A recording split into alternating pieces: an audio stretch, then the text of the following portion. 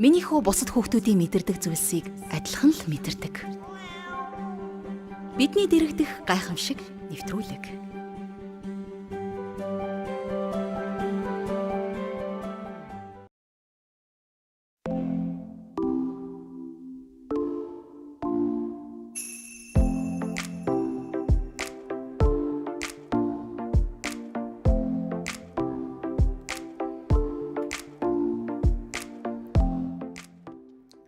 Сайн байцгаана уу? Эрхэм мөндөд үзэгчтэй, сонсогчдоо. Бидний дэрэгдэх гайхамшиг нэвтрүүлгийн удаагийн дугаар эхлэхэд бэлэн болсон байна. Радиогийн 1-р студид найруулагч Мизүү, хөтлөгч Тунгаа Одконор байна. За өнөөдрийн нэвтрүүлэг болохоор онцлогтой нэвтрүүлэг байгаа. Өнөөдрийн манай нэвтрүүлэг дээрсэн зочдыг танилцуулъя. Ана Монгол төвийн захирал цолмон, сургалтын менежер Буянбаатар нар маань ирсэн байна. Тэгээд өнөөдөр бид нар болохоор аутизмтай болон тусгай хэрэгцээтэй хүүхдүүдэд чиглэсэн сургалтын төрөл мэргэжлүүдтэй одоо хэрхэн хамтын ажиллагаа оролцоотой байх вэ? Яаж ажиллах вэ гэдэг талаар ярилцах гэж байгаамаа. Тэгээд эхний асуултыг болохоор ерөнхийдөө бол цалмын захирлаас тавья гэж бодод байна л да. Нөгөө Ана төвийнхаа яг товч танилцуулга те хэдийнээс эхлээд үйл ажиллагаа явуулсан, ямар чиглэлээр үйл ажиллагаа явуулж байгаа гэдэг нэг товчхон танилцуулбал. За нэвтрүүлэгтээ урьж оролцуулж аваад баярлалаа. Манай төв болохоор 2022 онд 1 сард байгуулагдчихсэн. Тэгээд энэ жил бол 5 дахь жилдээ үйл ажиллагаа явуулж байгаа. За анх болохоор бид нар нөгөө нэг ABA буюу зан үйл заслын ганцаарчлалын сургалт зөвхөн тэр мөлчлөгээтэй байгуулж исэн бол одоо бид нар зан үйл заслын ганцаарчлалын сургалтын дээр нэмэх нь occupational therapy буюу хөдөлмөр засал, тэгээ speech therapy буюу хэл засал, за тэгээ МОИДоос оншилгооны нэвтрүүлсэн бас бид нар бүлгийн анги гэж шинэ school readiness program гэдэг бүлгийн анги гэж шинэ хөтөлбөрөөс саяхнаас эхлүүлсэн байгаа. Энэ нь болохоор ямар хөтөлбөр вэ гэхээр ерөнхийдөө бол нөгөө нэг хүүхдийг сургуульд бэлдэх хөтөлбөр. Яг сургуульд орох гэж байгаа хүүхдүүдэд бид нар бүр өөрсдөө тусдаа бүр ингээд нэг шинэ анги ингээд яг сургуулийн анги шиг тогтжуулаад яг нөгөө тэгээд ингээд нэг ширээ сандал бүх юм яг сургуулийн яг нэг анги шиг ингээд тогтжуулаад багшнаас бүлгийн багш болон туслах багштайгаар тэгээд яг сургуульд орох гэж байгаа хүүхдүүдийг ингээд одоо хэрхэн сургуульд ороод нөө бие авч явах уу те гэдгээс ихсүүлээд мөн болон академик суурь мэдлэг гэсэн нэг хавсарсан тийм байдлаар тийм шинэ хөтөлбөр эхлүүлсэн байгаа. Тэгэхээр тийм байна. Тэ би болохоор яг одоо хүртэл Ана төвийг АБА чиглэл одоо үйл ажиллагаа явуулдаг гэж боддог байсан. Би ч бас тэгж бодож байсан юм байна. Амар баяжилсан юм байна. Тэгэхээр зөвхөн АБА гэж юу хэлж болохгүй болсон юм байна тий. Occupational буюу хөтөлбөр. Саяны нөгөө нэг сургууль бэлдэх хөтөлбөр гэдэг сонирхол татлаа л да. Тэр болохоор нөгөө яг одоо нөгөө сургуульд орох гэж байгаа хүүхдүүд чинь нөгөө айгүй их асуултууд болд ш. За одоо хичээл амарсан 100 юу хийх вэ, яах вэ гэл. Тэгэхээр яг энэ хөтөлбөрт бас хамрагдвал бас зүгээр санагдаж байна л да. Иймэрхүү хөтөлбөр бас нэг төр болгон байгаад байдаг ш. Тэ. Тэгэхээр яг манай хүүхдийн хувьд чинь бас одоо яг сургуульд орох гэж байгаа хгүй. Тэгэхээр 100 яг юу хийх вэ гэж бодож ирсэн. Тэгэхээр яг энэ хөтөлбөрт хамрагдахын тулд яах ёстой вэ? Сургалтын менежер байна. За сайн байцгаана уу? Бүгдэнд нь өдрийн мэндийг хүргэе. За сургууль бэлтгэх хөтөлбөр маань болохоор яг манай ганцаарчлсан зан үйл заслын сургалтын дараагийн шатны сургалт гэж явагддаг. За тэгээд энэ хөтөлбөрт хамрагдахад юу шаардлагатай байдаг вэ гэхээр за бид нар бол ур чадрын үнэлгээг BBMap гэд гарын авалгыг ашиглаж хийгээд за тэгээд үүний маань нэг хэсэг нь болохоор transition grid буюу шилжилтийн үнэлгээ гэж байдаг. За тэрхүү шилжилтийн үнэлгээнд дээр бид нэр үндэслээд нийтдээ бол 18 үзүүлэлтэн дээр тус бүр 5 оноо гэд нийтдээ 90 оноо авах боломжтой. Тэрхүү 90 онооноос 60 болон түүнээс дээш оноо авах юм бол манай сургууль бэлтгэх хөтөлбөрт хамрагдах боломжтой гэж үздэг. За тэрхүү нөө 18 үзүүлэлтүүд нь юу байдаг вэ гэхээр бие даах хичээл, бие даах чадвар нь хэр байна, одоо бие засах чадвар, бие дааж хоол идэх чадвар, за тэгээд одоо нэг өөрчлөлтөд дасан зохицох буюу гинт одоо нэг өөр ганцаарчлсанд явж агаад бүлэг рүү олон хүүхдтэй анги руу орох үед ямар хөө өөрчлөлт хэрхэн одоо өөрчлөлтөнд дасан зохицож гэх мэтчлэн үзүүлэлтүүдээр хэмжиж үздэг. За тэгээд хэрвээ 60 онооноос бага оноо авах юм бол бид нар ганцаарчсан сургалт шаардлагатай гэж бол ерөнхийдөө эцэг хасран хамгаалагч нартаа хэлдэг гэсэн үг. Тэгээд энэ маань болохоор мөн адил яг зан үйл судлал суурьтай үндэстэй яг сургууль бэлтгэх хөтөлбөр гэж явж байгаа гэсэн үг. Тэгээд ерөнхийдөө бол яг насны хувьд ч гэсэн нэг заавал одоо энэ сургууль орох гэж байгаа насны хүүхдүүд биш. Юу гэдэг ганцхан 3 сарын хугацаанд үргэлжлээд дуусах хөтөлбөр биш. 1 жил явчих болно, 2 жил явчих болно буюу тухайн хүүхэд одоо яг тэрхүү сууд сурах 20 минут тасралтгүй даалгавар биелүүлээд 5 минут бос тоглох гэдэг одоо сургуулийн нэг концепт байгаа шүү дээ. 40 минут жилийгээд 5 минут амрах гэсэн. Аль болох одоо тэрхүү концепттэй илүү ойртуулахыг зэрж ажилладаг гэх юм уу? Энэ хөтөлбөр маань хэдийнээс эхэлсэн? Саяхан хэлсэн. Хэдэн сараас илээ? Тийм. 4 сарын 13-наас эхэлсэн. Сар гармалж байгаа юм тий. Одоогийн байдлаар хэдэн хүүхэдтэй? Одоогоор яг хөө бидний нөө төлөвлөсөн болохоор нэг бүлэгт 5 хүүхэдтэй байхаар төлөвлөсөн. Тэгээд одоо л нэг 10 орчим хүүхдүүд маань бол хамрагдаад явж байгаа. Тэгээд энэхүү хөтөлбөрт маань болохоор данган сургууль бэлтгэх хөтөлбөр биш, бас зан үйл заслын ганцаарчлан сургалтайгаа хамтарсан байдлаар одоо юу гэдэг нь жишээлбэл заавал заслын ганцаарчлан сургалтад 7 хоногт 2 өдөр, харин сургууль бэлтгэх хөтөлбөртөө дахиад 2 өдөр гэдэг ч юм. Иймэрхүү байдлаар бас явах боломж байдаг. Айлсвал бүр нэг дан ганцаараа зөвхөн сургууль бэлтгэх хөтөлбөртөө 5 өдрөөр хамрагдах ч юм уу. Тиймэрхүү боломж бас байгаа гэсэн. Одоо аутизмтай хүүхдүүд жишээлбэл яг сургалтын ямар төрлүүдэд байд юм бол одоо аутизмтай хүүхдтэй ажиллах те ямар төрлүүд байд юм бол тэгээд тэр аутизмтай хүүхдүүдтэйгээ бас хэрхэн яаж хамтын оролцоогоор те баг бүрдүүлж ажиллах хэрэгтэй юм бол те тэр талаар За яг одоо нөгөө манай байгууллага дээр гарч ирж байгаа жишээ нь гэх юм бол бид нар одоо нөгөө анх дөнгөж байгууллагдаад тэрнээсээ хойш ерөнхийдөө нөгөө дан ганц eBay буюу зан үйл заслын ганцаарчлсан дээр илүү төвлөрч явж байсан.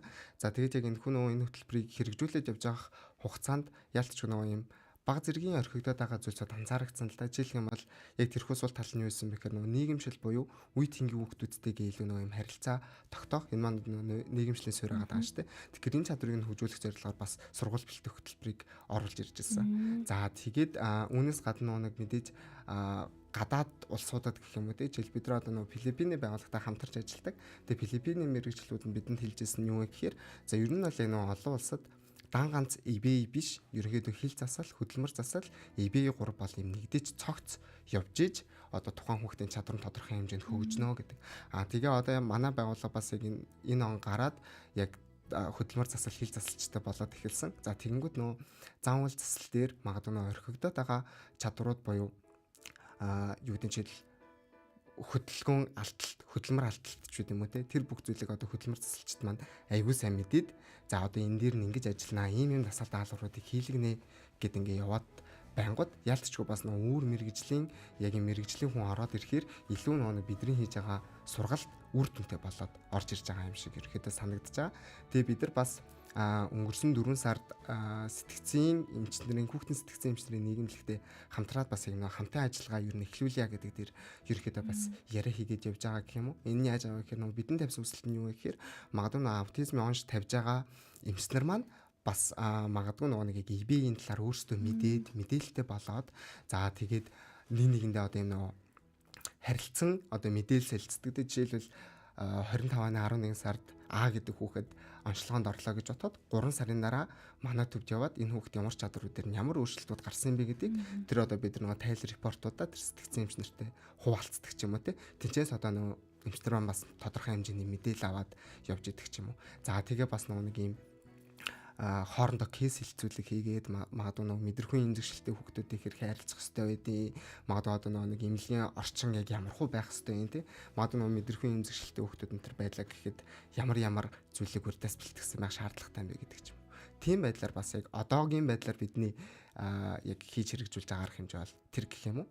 Тийм. Ялцчгүй одоо нөгөө нэг бүх юм хөгжөөл те ингээл айгу олон зүйлс байдаг болсон болохоор нөгөө тэр болгоныг ингээд нөгөө очиж нөгөө тайлбарлаж те ингээд нөгөө хамтын ажиллагаагаар бүгд ингэж ялгааг нь мэдээч те таньж мэдгүй бол ялцчихгүй болохгүй байх л та. Тэгэхээр цалмангаас асуумаар нөгөө нэг хүмүүс нэг ингээл эцэгчүүд ингээл яриад ам дамжил яриад лээдэг те эб гээл те апа яриад лээдэг. Гэтэ нөгөө нэг яг энгийн үгээр тайлбарлавал яг юу гэж ойлгох вэ? Одоо хүмүүс нөгөө нэг яриад байгаа мөртлөө яг нарийн сайн мэддэг шүү дээ.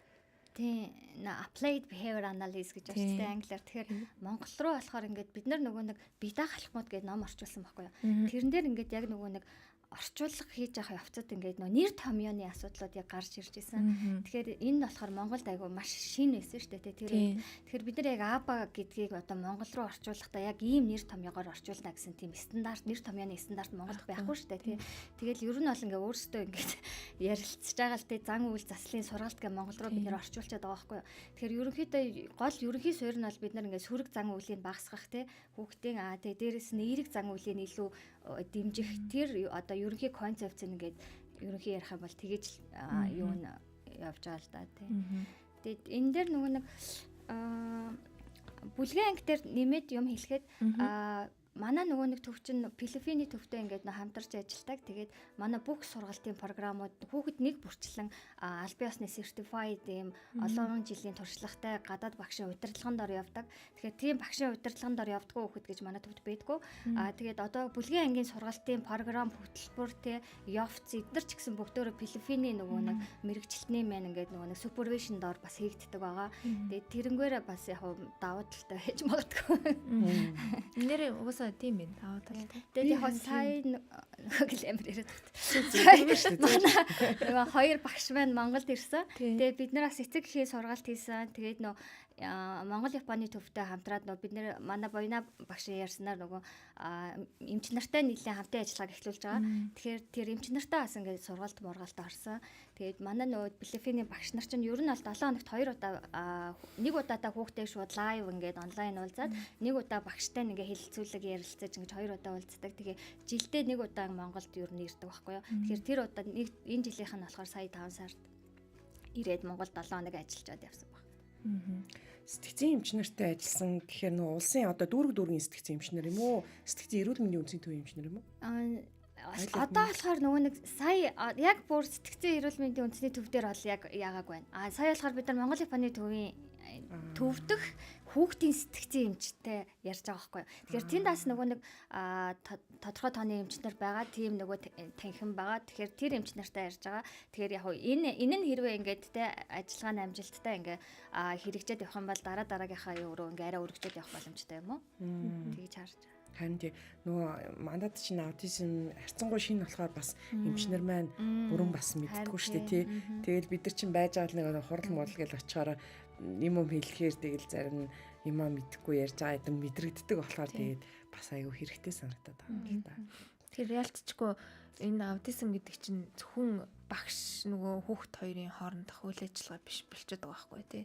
Бүр юм том нийгмийн үйл ажиллагаа болчиход байгаа байхгүй. Тийм шүү дээ. Хитэн салбар дамжсан асуудал шүү дээ тий. Жирээсээ ганцхан эрүүл мэнд биш боловсрал тэгэл гэр бүл одоо юу гэдгийг тий. Бас л далаацтай хүмүүс л тий манайхан ч. Би тэгээд түрүүн бас нөгөө ярилцж байхдаа Ана төвийнхэн бас нэг давуу талыг олж харлаа. Тэр нь болохоор нөгөө нэг эцэг ихтэйгээ бас нөгөө сайн хамтарч ажилладаг юм байлээ. Тэгээд тэр талаараа бас манай менежер маань яриа л дээ.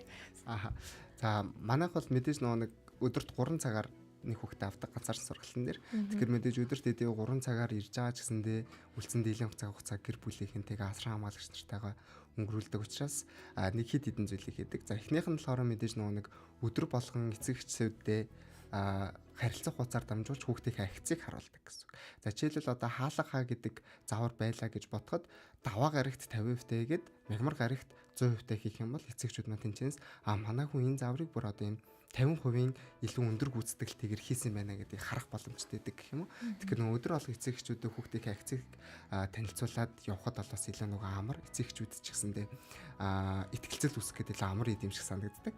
Тэгээд бид нар бас нөгөө 3-7 хоногт нэг удаа эцэгхийн ажиглалт гэж хийдэг. Яагаад ингэдэг вэ гэхээр ерөнхийдөө нөгөө нэг заримдаа нэг ийм зүйл анзаарагдаад байдаг. Жишээлбэл аав ээж нар ирэхдээ ямар мундаг хувцас тайлдээ.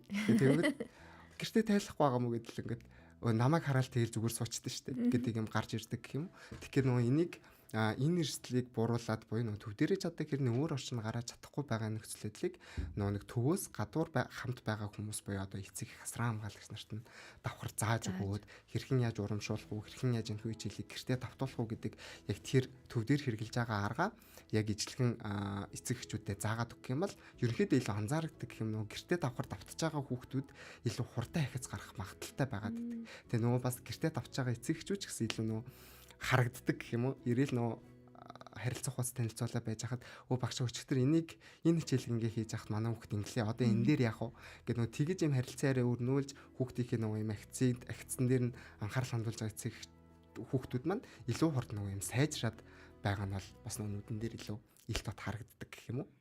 Нэг тиймэрхүү арга зүйлүүдээр бол бид нар хийдэг. Бас мөн эцэг эхчүүдийн хүсэлтээр нөө хүүхдүүдийн суралцж байгаа сургуулийн нийгмийн ажилтан байна уу, сэтгэл зүйчнэр байна уу. За бас нөө анги удирдсан багш нартай бид нар бас нөө очиж уулзалт хийж ерөнхийдөө нөө хүүхдэд яг сургууль цэцэрлэг дээр ямар асуудлууд үүсээд байна. Тэрхүү асуудлыг манай төвтэй хамтарч одоо нөө яаж одоо юм шийдвэрлэх боломжтой байна вэ? Бид нар одоо нөө яаж энэ мэдээллүүдээс хэлцэх боломжтой вэ гэдэг тэр талаар бас энэ эцэг эхчүүдийн хүсэлтэнд үндэслэж бас тэгж уулзах боломжийг олгодог. Бас давхар сургууль цэцэрлэгт хамрагдаж байгаа мөртлөө давхар бас ана дээр хамрагдаад явж болно гэсэн үг үү те. Тэгэхээр нөгөө нэг хичээлийнхэн цаг энэ танаа цаг хоёрыг ингээд зохицуулаад хоорондоо тохироод явна л гэсэн үг юм байна шүү дээ те. Тийм тэгдэг ерөнхийдөө бол манайд одоо бол 40 орчим хүүхдүүд хамрагдаж байгаа манай сургалтанд тэр хүүхдүүдийн минь бол бараг дийлэн хувь нь яг давхар сургууль цэцэрлэгт хамрагддаг. Тэгээд одоо нөө өглөө 8-аас 11 хооронд сургалтанд явчаад 12-оос шууд цэцэрлэг лүгээ явдаг. Айлс бол 12-оос сургуулаад харчаад 12 өнгөрөөгөөд сургалтын дээр ирдэг ч юм уу. Тиймэрхүү байдлаар ер нь бол эцэг эхчүүд маань одоогоор бол хамрагдаад явж байгаа. Ер нь хідээс хідэн насны хүүхдүүд байна. Болцоо. Яг уу яг манай нөө ажиллана гэж зорддог маань болохоор 2-оос 12 насны хүүхдүүд. Гэхдээ яг одоогоор байгаа хүүхдүүд бол мөн нэг 2-оос 8 хүртэл насны хүүхдүүд. Гэхдээ бол дийлэн хувийг бол сургуулийн өмнөх боловсрал буюу цэцэрлэгийн хүүхдүүд маань бүрдүүлж байгаа. Бас мэдээж нөгөө тодорхой тооны хүүхдүүд маань сургуульд яг давхар хамрагдаад явдаг хүүхдүүд бас хамрагдаж байгаа. Энэ зууныхаа хувьд та юу гэж төлөвлөж байгаа вэ?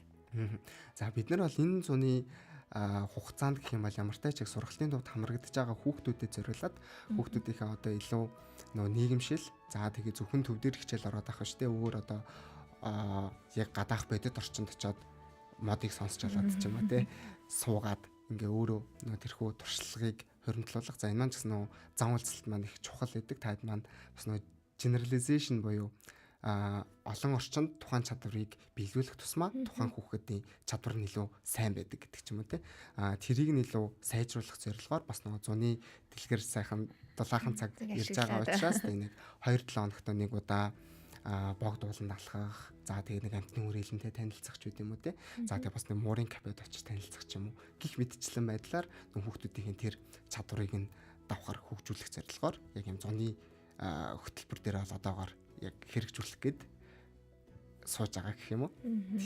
Тэгээд миний одоо нөгөө нэг юу татаад байгаа сонирхлыг татаад байгаа зүйл нь болохоор одоо нөгөө нэг яг сөрөг зан үйл одоо нөгөө нэг яагаад одоо тэрийг ингээд бууруулаад гэдэг байгаа шүү дээ хэрэглээний зан үйл одоо нөгөө тэр чиглэлээр нь. Тэгэхээр яг нь дийлэнх хувь нь таатай болохоор нөгөө нэг яг сургуулийн өмнөх боловсролын баг хүүхдүүд гэдэг байгаа шүү дээ. Тэгэхээр яг ийм том хүүхдүүд дээрээс нь тийм кейс байгаа болоо. Илүү одоо нөгөө нэг өсвөр наснд ажиллаж исэн өсвөр насны хүүхдүүдтэй.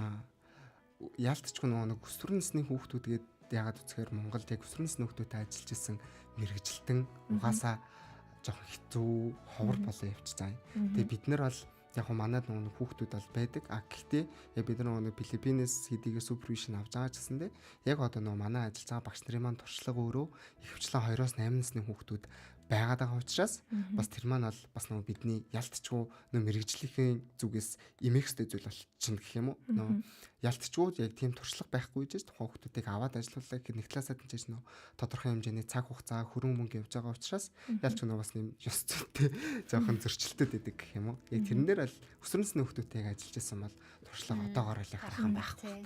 Бас яг энэ дээр ажиллана гэсэн бас төлөвлөгөө яриа бол байдаг. Тий бас бодож л явдаг. Гэхдээ надад бол нэг тийм айх юм байхгүй гэж бодож байна. Яг хоо жоохон mood swing одоо тиймэрхүү юмнууд байна л та тэсдгийн санааны ингээл хямрал энэ байна л та. Гэтэл 50 үедээ бол тэгэл нөгөө жижигүүдтэйгээ бас төсtöөл байгаа шүү дээ. Ер нь ижлэн л зан авирууд гаргана. Тэгэл сөрөг зан үйлүүд гаргана тий. Тэгэхээр нэг бүр тийм аимшиг өөр гэдэг бол ойлголт байхгүй гэж бодож байна. Яг л байхгүй л дээ. Яг эрсдлийг тооцоод бас бид нар нөгөө нэгдүгээр туршлага байхгүй болохоор тэрэн дээр шууд ажиллая гэж авч чаддгүй. Хоёрдугаарт нөгөө нэг хөтөлбөрийн хувьд бас арай өөр байх байхгүй юу? Хөтөлбөр өөрөж болох. Тийм мэдээж нөгөө тэр хүмүүс чинь харцангуй бие датсан баа штэ тий. Тэгэнгүүт илүү нөгөө нэг амьдрах чадвар руугаа илүү түлхүү явна гэх юм уу тий. Илүү одоо ганцаараа амьдрах чадвар руугаач гэдэг юм уу тий. Тэгэхээр хөтөлбөр нь бас арай advanced төвшөнд очино. Тийм тэгэхээр яг юу нь аль зүгээр мөрөөдөл төдий бол байгаа. Тийм илүү тийм нөгөө амьдралын сургууль гэдэг шиг тийм илүү нөгөө нэг бас өөр болоо явчих жоохгүй. Тэгэхээр тийм юм бас хэрэгжүүлэх үнэхээр Монголд хэрэгтэй шаардлага байна уу байна тий. Тэрийг бас ингээд нэг зөрөгтэй унаа хийгээсэй. Хүлээгээл байгаа. Манай чинь нэг жоохон томчлоо шүү дээ одоо. Тэнгүүд яг тэр хүүхдүүд яг бүх үеийнх нь ингээд уртлын бамбан болоод ингээд салхинд хавшаад яваад байгаа байхгүй юу. Тэнгүүд одоо болохоор амар гоё явцсан хөгжсөн заяа. Жоохон бахт нь тийм байсан бол гэлээ. Тэнгүүд тэрийг одоо ингээд том болоо өсөр насны дээр ачсан чи бас хийх юм байх гэнэ. Яг хайчгаа мэдгүй байгаа бид. Харин ингээд яваад. Уг нь бол ингээд нөө төрүүлж хийх бэлдэх хэрэгтэй байхгүй тий. Тэггүй ингээд дандаа ингээд араас нь л ингээд яваад байгаа. Тэрийг бол яг мэдхийд бол мэдж байгаа. Тэгтээ бас яг нөгөө нэг зүрх зориглох. Тэрнээс гадна бас жоохон бас бидний дан ганц шийдхийд бас биш л дээ тий. Энд бол налбаараа хамтарч хийх хэрэгтэй. Улсаас тий. Бүх талаас л анхаарах хэрэгтэй байхгүй тий. Тэгээ яхаа тэрний хадлаа бид нар бас шаардлагач тавьдаг байх хэрэгтэй юм билээ л дээ. Эцэгчүүд одоо улсад тий өөрсдийнхөө энэ бодол санааг дандаа хүргэж явах хэрэгтэй юм билээ. Тэгж тэмцэж л хөдлөх байх л та тий. Гэхдээ одоо нөгөө харьцангуй хүүхдийн тоглоом болсон учраас бас арай өөр ханддаг болоо байна тий. Шал өөр болоо. Тэгэхээр ирээдүйд би жишээлбэл одоо тэр кино мана янз бүрнээс ингээ хараад тах тэр home гэж нэрлээд идэг тий. Одоо ийм тусгай хэрэгцээ тэгтээ арай том болцсоноос биеинд хүрсэн хүмүүс чинь ингээ хөөх ингээ дундаа амьдраад нэг байшинт тий. Тэгж юмгээд амьдарч байгаа юмнуудыг харахаар аюу гоё санагдаад байгаа. Тэр бол ирээдүйд яг хийх ёстой бас. Тэгтэл манай хүүхдээ бүр том болцоод дараа гарах. Тэрний төлөө бас явах хаа л гэж бодоод байна тийм. Нэрээ би бас түрүүний юм асуу гэж бодож ирсэн. Номын клубийн талаар нэрээ яриач. Тэр бас их гоё таалагдаад байна. Би тэд номын клуб тэр айгу сонирхолтой гоё хөтөлбөр байсан. Тэгээд яг одоо жоохон зогссон ба. Тэгээд нөгөө оролцоо бас яг тийм бидний бодсон шиг хангалттай байгаагүй. Манай гаргасан ном ч болохоор ерөнхийдөө нэлээд детейлний яахгүй бүр ингээд нөгөө ээж аавуудыг ингээд яг гэртээ хүүхдтэйгээ ажиллахыг ингээд бүр нэлээд детейлний заадаг. Тэгэнгүүт ингээд яг дан ном уншаад ингээд тэрнтэйгээ ингээд ажиллаад авах чинь бас амар их асуулт гарч ирж штэ тий. Энийг яхамал тэрийг яхамал гэ. Тэгэнгүүт тэрэн дээр нөгөө нэг яг номоо барьж хурж ирээд одоо ингээд 7 хоногт нэг удаа уулзчихсан тий нэг удаа уулзчихсан тий 7 хоногт нэг удаа ингээд 5-7 хоног л 6-7 хоногийн хугацаанд тэгээд сэдв 2 сэдвийн хүрээд ингээд бүр детейлний тэрэн дээр ажил явдаг гэсэн эцэгчүүд тий тэгэхээр тэр болохоор ингээд айгүй хөөрхөн хөтөлбөр байгаа тэгэнгүүт тэндээс чи ингээд ээж аваад ингээд айгүй их юм сураад тэгээ асуулт хариулттай кейстэй ингээд нэлээд ингээд юм детейлний явж байсан тэр айгүй үр дүндээ бас суусан хүмүүс нь бол нэлээд сэтгэл ханамжтай байсан. Тийм хүмүүс чинь тэгэл гэртээ ном очил ихтэй уншдаггүй шүү дээ тий. Тэгэхээр яг нэг цаг гаргаад очиод хамтдаа хэлцгэр чи шал өөр юм байна. Уул нь өстой гоё юм байна. Намраас бас үргэлжлүүлэл гоё юм байна тий байна. Танаа ном ч угаасаа бас их зузаан шүү дээ. Тийм амар юу ихтэй. Тэр би нөгөө нэг юу ярьчих уу эцэг эхийн нөгөө чадахжуулах сургалтын дээр манай Боёна багшийн ярьсан дээр нэмээд нь хэлэхэд манад нөгөө эцэг эхийн чадахжуулах нь бүр практик сургалт гэж байдаг. Тэрэн дээр болохоор яг манад явж исэн эцэг яг тэр сургалтанд сууж исэн эцэг эхчүүд маань болохоор нэлээд сэтгэл ханамжтай бас нэлээд удаан явж исэн. Тэр яадаг вэ гэхээр одоо ингээ манай төвд хүүхдээ яг ингээ сургаж байгаа. Гэхдээ ээж нь одоо яг ингээ хүүхд сурмаар байгаа одоо ээж нэр хамрагдах ээж нь хамт ирнэ. Яг 3 цагийн турш 3 цаг жангаа хамт байна. Тэгэхээр ерөөсөө л хүүхдтэйгээ хамт сураа явчих واخгүй. Тийм. Тэгэхээр тэрэн дээр болохоор бүр ингээд яг ингээд манад ажилд орж байгаа багш шиг болчихдог байхгүй. Ээж нар. Тийм. Тэгээд дээрэс нь хажууд ингээд яг ингээд дотор нь ороод ингээд байгаа хүн чинь шаал өөр мэдэрнэ. Бид нарыг амар сайн ойлгохдаг болно. Бид нарт юу аягүй хайртай болдог. Тэгээд дээрэс нь аягүй сайн сурдаг ингээд маш олон кейс гарч ирнэ шүү дээ тий. Тэгээд тэр болгоноос сураад бүр багшийн хэмжээнд ингээд сураад гарах боломжтой тий. Хэрвээ яг үнэхээр тэгэж өсдөг ээж аав тий ингээд би яг сурмаар байна гэж өсдөг ээж аав болго яг хүүхдтэй хамт ирээл сурч. Тэгэл бид нар яг нэг багш нар гаргаж өөр шууд ингээд бүх юм анханаас нь ингээд заагаал нөгөө Филиппинуудтай адилхан холбогдоод ингээд заагаал юм. Манай энэ угаасаа энэ аутистик хүүхдүүдэд ажиллах арга барил гэдэг чинь уншаад сурчдаг юм биш байхгүй тий. Мянга уншаад яг очиод ажиллах гэж чаддаггүй шүү дээ. Тэгэхээр наад чинь үнэхээр гоё арга байна. Сурыг гэсэн эцэгчүүдэд бол тий. Айгүй хөөрхөн. Сурмаарг байгаа үгүйс. Тийм эцэгч болно шүү дээ. Тэр тэгтээ fine тий. Зүгээр шүү дээ. Зөв багш нь нэг л тэгээд өөрөө ингэж гоё таймлж хийж болно шүү дээ. Мэргэжлийнх нь хүнд нь ингээл даатгаал тий. Тэгэл би энийг нэг сонсчихсан ахгүй нөө манай нөгөө хүүхдийн цэцэрлэгийн эрхлэгч ярьж ирсэн. Солонгост ингээл хүүхдээ авч ичвэл ингээл нөө сургалтанд хамруулаад гэрт нь ирэхээр өөрөө ажиллана ингээл бүр амар ингээл стресстэй л. Тэгэл тэгсэн чинь солонгос багш нар тэгсэн гэсэн. Та ингээ ажиллах шаардлагагүй штэ. Та амар, та өөрийгөө амраа гэд. Тэгэхгүй нөгөө ээж нь бүр ингээл амар стресстэй. Тэнгүүд бид нар мэрэгжлийн хүмүүс нь бид нар хүүхдтэй чи ажиллана. Зүгээр битээ сайн зав та сайхан амраа даа гэд. Тэгээ бүр тэр хүн ингээд амар тавширсан гэж байгаа байхгүй. Тэгэхээр тиймэрхүү бас бодлыг хаяа. Тэгэхгүй л ингээ стресстэй л идэгтэй бид нар. Тийм штэ. Нөгөө нэг өөрийгөө ингээл юу яагаад идэх штэ ингээл. Би муу ээж гэх тийм жааж гэлтэй ингээл би дутуу байна. Би болохгүй би л гэлээ. Дотроо л тоо. Хатнаа бол. Тэр бодол салтгүй л дээ хамгийн амар тийм. Салтгүй тийм. Тэгэл байж л байгаа идэх тийм. Тэгэл хайны тэрийг бодож өөргөө тавьшруулж чаад тэгснэ дахиад өөрийгөө зэмлээ тийм. Амар ап энд даавн идэх тийм. Заримдаа тэгэл заадастаа алаад үгээл тийм. Тийм марч. Мээлийн сургалт моголын суух ч юм уу янз бүр ивент татчихаараа яа ястай яг болж ш одоо ингэнэ гээд тэгэл маргааш нэг эхэнд орсон ч. Яг. Гэхдээ нөгөө хүүхдээ баг байхад илүү бас ирч хүчтэй ингээд дайчин байдаг юм байна. Яг эргээд харсан ч тэгж цаа. Тий. Тэгээ томроод ингээд яхаар ингээ бүгдээрээ тайвшраад ингээ нэг тассан зогцоод тэгээ за итэл угаасаа л юм. Нэг тийм юм яг анзаардаг юм байна. Тэгэхээр яг ээж аавдаа баг байхад нь дайчин дээрээ те нэлээ мэнжүүлээрээ гэдэг. Бүх юм туршаад үзэрэй. Тий. Гэхдээ энэ нөгөө дайчин чанар чинь ингээ яваа багасаад байдаг юм байна. Бүүн туршлагатай нөгөө алдсан хүмүүс сууж тий. Ам оролтоо тоо. За би бас энэ нөгөө юун дээр асуултсан юм байна. Адос та адос хийгээд эхэлсэн юм уу? Тий хийж байгаа. Хизээнээс эхэлсэн. Хизээ эхэлсэн. Би юусэн сонсоогүй юм бэ? 12 сараас. 12 сараас эхэлсэн. 25-ны 12 сараас. Оо за. Одоо тэгэхээр хүүхдүүд тестлээд одоо яг эхэлсэн байгаа юм байна тий. Манай Боёна багшааг эдосыг хариуцж хийж байгаа. Зөв. Тэр одоо үнэлийн дорыг гэж хүсэж байгаа хүмүүсээ л одоо яг одоо хэр их хүлээлттэй байна тий. Одоогоор бол яг манайхтай уцаар холбогдоод тэгээ залгаад цаг авахад бол ерөөхдөө гайг байгаа. Тэгээ би бас нэг юм хэлмээр зуныг гоё өр бүтээлтэй өнгөрөөхөө хүсчихвэл наад өөрөө залгаарэ. Тэгээ нөгөө сургуульд одоо ялангуяа орох гэж байгаа хүмүүс маань одоо яах вэ гэдэг бодож байгаа. Адосыг бас би жоохон тайлбарлуулъя гэж бодож. Яг хүмүүс нэг сайн мэддэггүй. Тэгээд ойлгодгүй. Тэгэл амар үнтэй гэл нэг л их шөмжлсөн хүмүүс байдаг штэ. Тэгэхээр адос гэдэг чи яг яадаг тестийн дээрээс нь одоо үнэлгээнд нь юу нөлөөлдгийг миний мэдхийн одоо манай оюун жуулчин ч бас урд нийтээс штэ нилээ үнтэй худалдаж авдаг бас юм тест байхгүй юу. Тэгээд тэрий чинь хэрэгжүүлэх нэг чинь амар их хүч хөдөлмөр цаг ингээд зардал байдаг байхгүй. Тэгэхээр тэрийг хүмүүс юу ч ойлгохгүй болохоор тэр талаас нь бас жоохон ойлголт өгөөсэй гэж бодож байна. Тэгээд адос энэ тестийн ялгаа онцлог нь юу юм? За би болохоор нөгөө юу талаас нь ярьчих. Хэрэгжүүлэхдээ одоо зардал мөнгөний хувьд болохоор маш үнэтэй байдаг.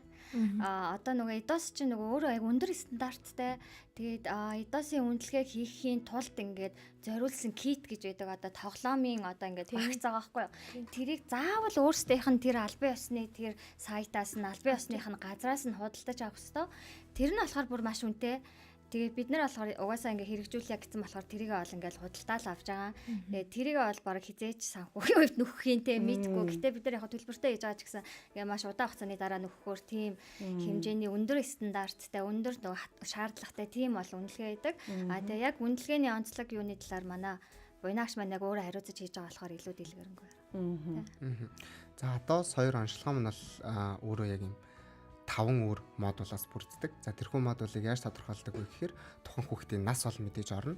За үүнээс гадна өөрийгөө илэрхийлэх хэл ярианы төвшин буюу 2 үгээр ярьж гэнэ үү, 1 үгээр ярьж гэнэ үү, онцлогооны үед одоо 5-аас их үг ашигласан уу, 5-аас бага үг ашигласан уу гэд гих мэтчлэг хүчин зүйлүүдээс шалтгаалаад модуль 1 2 3 4-өөр алиар нь хийх үг гэдэг нь тодорхойлогддог гэсэн үг. За тэгээд энэ маань бол ерөнхийдөө нэг энэхүү модулаас шалтгаалаад модуль тоодлор болон модуль нэг бол ихэвчлэн одоо хүүхэд юм тоглох байдлаар явагддаг. Хүүхдэд тоглоод тэр дундаа яг хүүхэд тоглоомор яаж тоглоод байна? Яг одоо нэг хэвийн бас мэдрэхүүн зан үйлүүд байна уу? Хүнтэй харилцахдаа хүнд хүсэлт илэрхийлэх явцдаа нүд рүү харж гэнэ үү? Дуу хоолойгоо давхар ашиглаж гэнэ үү гэх мэтчлэн те. Айгуу олон хүчин зүйлүүд байгаад байгаа. За тэгээд түүнээс дээшийг болохоор өөрийгөө гайгүй илэрхийлдэг өгүүлбэрээр ярьдаг 2 3 үгээр ярьдаг хүүхдүүд дээр болохоор их юм төсөөллийн асуулт. Одоо мадуу хайр гэж юу гэдэг ч юм уу те. Гих мэтчлэн байдлаар нөө юм. Харилцан яриа асуулт тэр дундаасаа одоо энэ хүүхдийн маань хариулж байгаа хэм маяг нь ямар хуу байгаад байна. Тэр бүгдийг нь илүү нөө хардаг гэх юм уу. За тийм энэ маань бол дотор нөө мэдээж нийгэмшил болон харилцаа үүсгэх. За тэгээд хэвийн бус мэдрэхүйн зан үйл.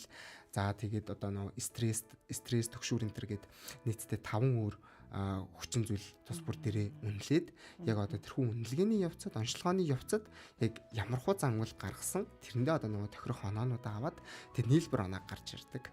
За тэгээд тийнээс бол мэдээж нөгөө нэг оноогоо шилжүүлэх гэсэн асуудлууд бол байдаг. За тэгээд энэ хүн нийлбэр оноогоороо бид нэр хараад тухайн хүүхэд аутизм уу, аутизмын хүрээний эмгэг үү, аль эсвэл онш авахаргүй байна уу гэдгийг ерөнхийдөө тодорхойлоод өгчдөг гэсэн. Яг нэг нэмэлт зүйл нь юу гэхээр тоодлор буюу 30 сараас доош сартай хүүхдүүд дээр бол яг аутизмгүй гэж ерөнхийдөө гардаггүй. Яг тодорхой онш гардаггүй. Түүнээс дээшээгээ модуль 1 2 дээрээ яг тодорхой онш гараад явцдаг гэсэн үг. Тэгэхээр энэ маань бол нэг эцэг эхчүүдэд маань ихэвчлэн ямар эцэг эхчүүд хамрагдаад идэв гэхээр бас яг нөгөө юм ер нь бол хүүхдийн мэдчий яг аутизмтай байна уу, ямар хуу байна, анхаарах зүйлүүд байна уу гэдэг одоо эцэг эхчүүд маань илүү хамрагддаг гэх юм уу? Яг цаг аваад. Одоо тэгээд за аутизмтай гэж гарлаа гэхэд тэрэнд нь одоо нөгөө левелүүд гэж гардаг уу? Хөнгөн ч гэдэг юм уу? Тийм хүн гарах уу? Гарч ирнэ. Одоо нөгөө нэг хөнгөн, дунд, хүнд гэсэн яг аль хэмжээнд байгаад байна вэ гэдэг. Тэрхүү оноо бол ерөнхийдөө 1-ээс 10 онооны хооронд үнэлждэг. Тэгээ миний санаж байгаа 1-ээс 3-нд хөнгөн, тэгээ 4-өөс 7-нд дунд, тэгээ тэрнээс дэшегээ нэг хүнд гэж ерөнхийдөө байдаг гэсэн үг. Манай эрдэг гач хийлгэжсэн байхгүй юу. Тэгээ би дунд дээр исэн санагдаад байна. Гэтэ харьцангуй гайгүй гэхийг бодоход одоо нэг 4 оноо исэн юм болов уу гэж бодлоо. Эргээ харуул бас байгаа л бах. Тэгэхээр одоо том хүүхдүүдэд хийх үү бас? Тийм чинь 10 манай хүүхдүүд 14-тэй хийх юм байна тий. Тийм энэ маань бол бас нэг хүүхдийнхээ өөрийгөө илэрхийлэх хэл ярианы төвшин бас тэр нөгөө түрүүний хэлсэн шаардлагуудаас шалтгаалаад ямар модулаар хийх вэ гэд тэрийгээ сонгоод хийчихсэн гэсэн үг. Ерөнхийдөө бол бүх насныханд ашиглах боломжтой гэж үздэг. Гэтэ ер нь үнэлгээг жишээ нь хэлхийг ямар хүмүүст та хэд зөвлөдөг вэ? Одоо хүүхд болгон үнэлгээ хэрэгтэй юу эсвэл албагүй юу? Одоо ямар тохиолдолд хийлгэчүүл зүгээр гэж жишээ нь зөвлөдөг вэ? Ер нь бол заавал нөгөө нэг одоо манай төвд хамрагж байгаа эцэг эхчүүд гэсэндээ зарим нь бол ер нь бол шинж тэмдгүүд байгаа. Гэхдээ бол заавал онцлог хийлэх шаардлага байхгүй, ханшаа шаардлагагүй шүү дээ гэдэг эцэг эхчүүд байдаг. За тэр эцэг эхчүүдээр бол бид нар нэх үг хийдэ заавал хийлэх хэрэгтэй гэсэн тийм зүйл хэлдэггүй. Ерөнхийдөө бол бид нар эцэг эхчүүдийнхээ өөрсдийнх нь хүсэлтэнд нь тулгуурлал харин одоо нэг заримдаа ирж онцлогоо хийлгэж байгаа эцэг эхчүүд маань бол нэг сургууль цэцэрлэгийнхэн сэтгэл зүйч зөвлөсөн гэдэг ч юм уу. Айлсвал одоо өөр хүмүүс за нэг үзүүлээд үзэх юм уу гэсэн ч юм уу те. Нэг тиймэрхүү байдлаар л эцэг эхчүүд бас илүү хамрагдаад байгаа. Энэ ирсэн шалтгаан нэгэн сонсоод үзэхэд гэх юм уу. Тэр тал дээр бас яг зарим эцэгчүүд нь бол өөрсдөө бас судлаад үзсэн. Тэгээ өөрсдөө бас нөө ажиглаж үзээд за ерөнхийдөө танай онцлогоонд ороод үзье гэдэг тийм юм байгаад ддэг. Миний мэдж байгаа сэтгцэн ирээдүйн төв бас энэ он шиг юугаар китийг авцсан шүү дээ тий. Гэхдээ хэрэгжүүлээд эхэлсэн үү? Эхэлсэн маа. Тэгтээ яг нэг очор амар гэдсэн тий. Тэгээд баг үзлэгийн цагч авч чадахгүй байгаа одоо тий. Гэтэ би бас тэдэр хэр одоо бэлтгэгдсэн байгаа л гэд бас тухайд бодож ил хийсэн. Одоо мэдэхгүй л юм л та. За тэгээд ингээд яриад суугаад байсан чинь нэвтрүүлгийн цаг дуусгалцсан байна шүү. аль хэдийнэ. Болцсон байна уу? За тэгээд сүүлийнхээ асуултыг болохоор та хоёртоо хандж юм л. Одоо ер нь цаашдаа юу хийхээр төлөвлөцгөөж байгаа вэ? Ер нь одоо хэдэн одоо цаашдын одоо нэг хэдэн жилүүдийг тий юу хийхээр төлөвлөж байгаа вэ тий? Яа, за сургалтын хөтөлбөрийн хувьд бол ер нь occupational therapy, speech therapy-га илүү одоо нөгөө нэг олон багштай болгох ч юм уу те илүү гүнзгийрүүлэх тэр тал руугаа илүү харж байгаа.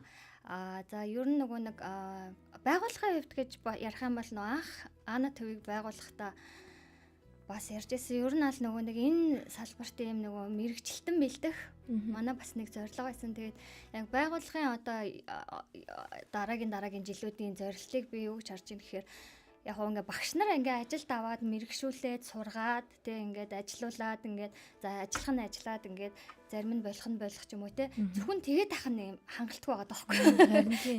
Тэгэхээр би болохоор одоо төвийнхаа одоо ирээдүйн зорилтыг болохоор илүү багш нар дээрээ төвлөрүүлье гэж бодож байгаа. Тэгээ хүүхдүүдийг би энэ чиглэлээрээ бүр нарийсаасаа гэж хүсэж байгаа байхгүй. Тэгээ энэ дээр яг нэг аварштай юм манай асах гэрлийнх нь Монголд энэ хөтөлбөрийг оруулж ирэх гээд бас ажиллаж байгаа те. Энэ болохоор маш аварштай. Тэгээ дээрэс нь бас ингээ хүүхдүүдийг гадагшаа ингээ тэтгэлэг аваа те. Яг энэ нарийн мэрэгчлэрээ сураасаа гэж амар хүсэж байгаа.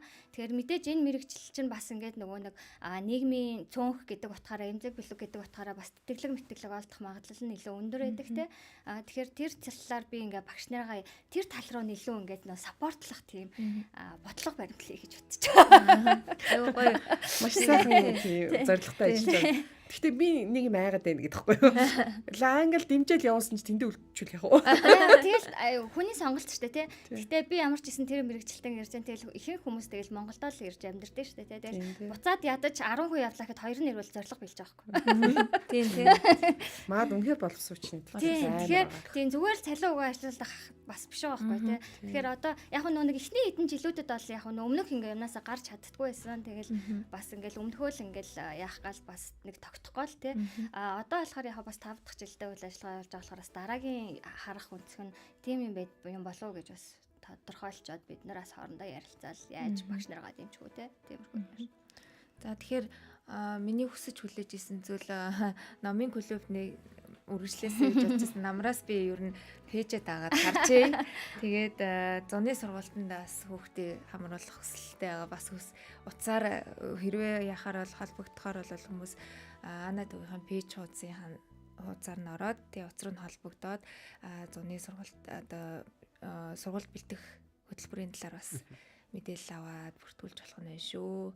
За ингээд нэвтрүүлгийн цаг энэ төрөд өсөж байна. Одоо тунгаагч маань сая өнөөдөр нөгөө ирэх гээд амар яарсан сандраад нөгөө хоцрох гээд бүр ингээ яараад төгжрээд ороод ирсэн чинь бүр ингээ шууд нэвтрүүлгийн өндрөө яхаа мэдгүй өндөрлөхгүй. Би өндөрлөх нөө гэж хараад ирсэн өндөрлөх. За ер нь бол одоо манай нэвтрүүлэг намар болтол ингээд амарч байгаа. Тэгэхээр энэ хаврын маань сүүлийн дугаар тий орсон 240-д маш их баярлалаа. Тэгээд ажиллаа. Сүүлийн дугаартаа ам үлцэрлээ. Тий бүх сайн зүйлийг хүсье. Тэгээд та хоёртаа ирсэнд маш их баярлалаа. Тэгээд намрын дугаараар иргэн уулзлаа. Түр баяртай. За баярлалаа.